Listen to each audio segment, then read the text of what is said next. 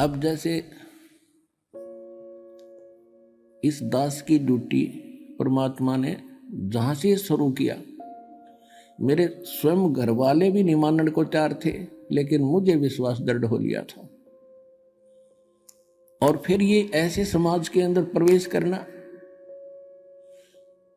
अब मुझे फिर एक सीन याद आया करता रह कर। एक बार ये दास मेडिकल में गया था किसी रिश्तेदार को मिलने के लिए, इस ज्ञान प्राप्ति से पहले। तो वहां मेडिकल रोहतक के अंदर एक 13 नंबर वार्ड है, उसमें मेंटल वार्ड है। वो डॉक्टर उन मेंटल व्यक्तियों का इलाज कर रहे थे और वो उनको गाली दे रहा था, मैं तेरा जमाई हूं। डॉक्टर कह रहा था हाँ जी ठीक है, हाँ जी ठीक है। उसका गिरेबान पकड़ लिया डॉक्टर का, दो तीनों ने छुड़वाया, बैठ जा। और फिर भी उनका ट्रीटमेंट कर रहे थे।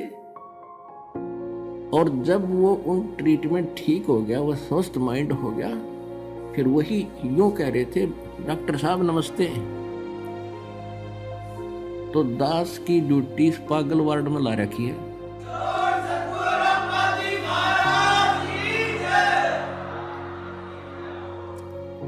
अब जिस भी गांव नगर में गया, दास ने यो ज्ञान सुनाया, यूं का मारो डले, यू कहां से आ गया है, देवता नहीं पूजन देता, हमारे श्रद्धा को भी मना करता है, पत्थर मारो, ये करो।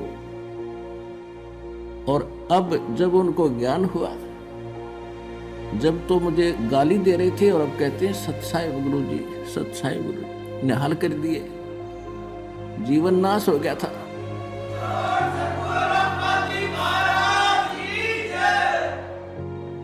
तो परमात्मा ने ये ज्ञान का तूफान उठा दिया। अब ये ऐसा काम करेगा, जहां भी कोई सीडी देखता है, डीवीडी, या वैसे एक टीवी चैनल के माध्यम से सत्संग सुनता है, तो अमृत वचन है, झंझोड़ कर रख देगी आत्मा को। कति ये एक सत्संग है, साध का सत्संग है, ये नकलियों का नहीं है।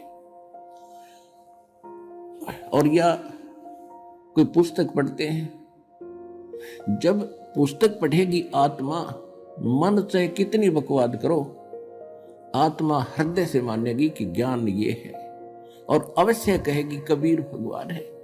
और चाहे वो कहीं फंसा पड़ा किसी भी ग्रुप में, किसी संत के पास, या किसी पंथ में, या किसी धर्म में, जब आत्मा सच्चे दिल से मालिक ने अवश्य पुकारेगी, जब इस ज्ञान को सुनेगी कि हे परमात्मा, हे कबीर जी, दया करिए अपने आत्मा पे। यानी वो निकल नहीं सकता वहां से, लेकिन फिर पुकार दिया हृदय से, तो उसी दिन परमात्मा ने कह दिया ये मेरा हो लिया।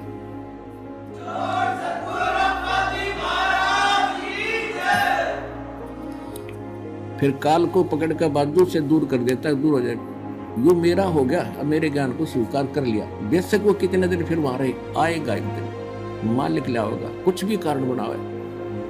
तो इस प्रकार परमात्मा ने कहा था कि तेरा ज्ञान सुनेगा वो तेरा, और मेरा मानने का फिर उसके निकट मत आ जाइए। तो इस प्रकार ये परमात्मा का ज्ञान पूरे विश्व में फैलेगा। और परमात्मा कबीर परमेश्वर जी वैसे तो प्रत्येक युग में आते रहे, कुछ एक भक्तों को अपने लाइन में लगाते रहे, जिस कारण से परमात्मा की महिमा आज तक बनी रही। काल चाहता है परमात्मा का नामो निशान मिटे और ये भूल जा भगवान को, नास्तिक हो जाए। जैसे पूरा चीन नास्तिक हो गया, रूस नास्तिक हो गया, और अब नंबर था हिंदुस्तान का ये नकली संत पंथ बना रखे, लाभ किसी को हो नहीं रहा, सब विकारों से ग्रस्त है, सब वही क्रियाएं करते जो जन साधारण करता है। भगत विद्यार्थी होकर और स्कूल को छोड़कर बाहर खेलता फिरता है, तो कैसा पास होगा? तो संसार की जो क्रियाएं हैं और भगत की क्रियाओं में दिन रात का अंतर होता है। तो जितने भी आप संत पंथ अन्य देखते हैं वो संसार की आम क्रियाओं से भी नमन सतर के कर्म कर रहे हैं। बीड़ी व पीना, डीजे व बजवाओं, सारे काम वह करें। अध्ययनों का रामदास स्वामी है, रामदास स्वामी हो, भगत नहीं हो। रामदास स्वामी कौन था? शिवजाल। और शिवजाल क्या बना? भूत। तो अज्ञान है ही नहीं, उनका कोई गुरु नहीं था शिवजाल जी का। इसका मतलब है कि उसका कनेक्शन नहीं था फिर संबंध से, कुछ गुरु नहीं मिला। गुरु परंपरा को बनाए रखने के लिए स्वयं परमात्मा को भी आना पड़ता है।